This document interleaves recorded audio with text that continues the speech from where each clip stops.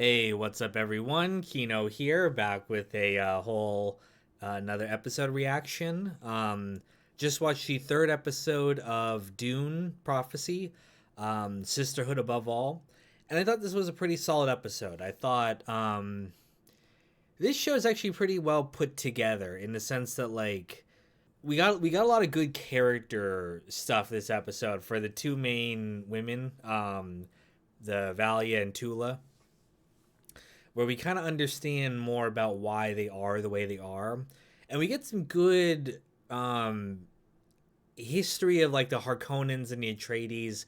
Again, I'm not super familiar with Dune lore. I know a little bit about it, but it's cool that we're seeing like a different side to the Harkonnens, who are cartoonishly evil in Dune, and I'm wondering if it's this Valia's fault that they kind of ended up that way, which I don't. It's a little weird to say that like one person is the reason why a family is like messed up. Um, it's it's individual characters' responsibility not to be douchebags, but it is kind of cool that I think we're seeing like the ruthlessness that Valia kind of embodies gets passed down into their family. um, and we got some great actors in this episode. So we have the legendary Mark Addy as the father Virgil, I guess Harkonnen. And then we have Polly Walker, who is Atia in Rome. She is the mother, Sonia, and and then we just got there's a couple other family members, but I thought that was really cool that we got those classic HBO actors in this role. And at the end of the episode, uh, Mark Addy is in like a floating chair, like just like the Baron Harkonnen. So um, it's cool that we're seeing like a little bit of a transformation. I don't know exactly how it plays out. I imagine next episode or in future episodes we'll see a little bit more of like how, because it seems like the family's taken a dark turn after the son died and after she became Reverend Mother. Um, I wonder if I wonder if she's not necessarily working just for this their whole secret conspiracy to put, I think, a sister on the throne. I think also maybe she's working to get her family, the Harkonnens, to be leaders of the Imperium. Because the whole premise of this episode, sisterhood above all, was that are these people willing to make the sacrifices for the good of the sisterhood over their individual needs? And Valia never took the oath. She never fully embraced that. So I wonder if that's going to be a reveal, that she's like secretly been working for the betterment of the Harkonnens. Not just, I think she is dedicated to their idea of putting a sister on the imperial throne. But I think it could also be another idea that she's like, no, I'm also here to make sure my family ends up on top too, which I think would be kind of a cool twist, because she's all about sisterhood above all and the ruthlessness and stuff. But maybe it's a twist that she's not really embracing that side of it, and it's more so about her individual needs. And it could lead to some conflict with Tula, who I thought had a really strong backstory episode. I like how they mirrored her not wanting to put down the horse, even though it's like crippled now, with the same what she does with Lila, which is keep her alive. And at the end, it's revealed that they have a thinking machine. I will say one of the things this series has not done super well is like the world building of the larger world of Dune. So we saw a little bit of the machine war. We were told that like thinking machines are illegal, um, but like what, like really kind of like drawing us into the setting and being like, here's how people live their daily lives without these machines, because it seems like they have a lot of technology still.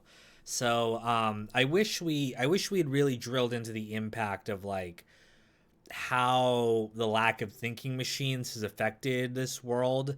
Um, because they have a whole bunch of technology still that I'm like, I don't know why the Resay fan, whatever their name is, was like so like, yeah, we don't believe in the no thinking machine rule. It's like, what are they missing out on? The only thing that they seem to enjoy with the thinking machine was a little toy. So I'm like why are they kind of going against the thinking machine ban? Um, because the whole lack of thinking machines is kind of cool from Dune's world building perspective because it forced humanity on this path where they focused on their how to maximize human potential. Um, and we see some of that happening here with like Valia's like her voice. Although in this version, it's it seems like it's a genetic abnormality that they figured out how to utilize versus it didn't seem like something they intentionally cultivated, but maybe that's how it is. Again, I don't know the books, but um, I think we could have been digging a little bit more into Dune's general world building, which was honestly one of the weakest parts of the movie, and so far has been a little bit weak on this show as well. I don't know how a lot of this stuff works, but it is cool that we're getting a little bit more of the family stuff. I will say there's some weird aspects to this where it's like they don't fully commit to like the feudal society they're supposed to live in. My example of that is Ori Atreides. They like aren't the Atreides supposed to be like a noble family? Why are they allowing this kid to just like bring home some girl he met at the marketplace? And it's like, oh, how did you meet our son? Kind of like it's a very like modern thing. Like, aren't feudal societies like this supposed to be like arranged marriages, just like we saw the Carinos marrying the daughter um, to one of that guy's sons? Like they're not really treating it like medieval houses, which is kind of like what they're supposed to be like.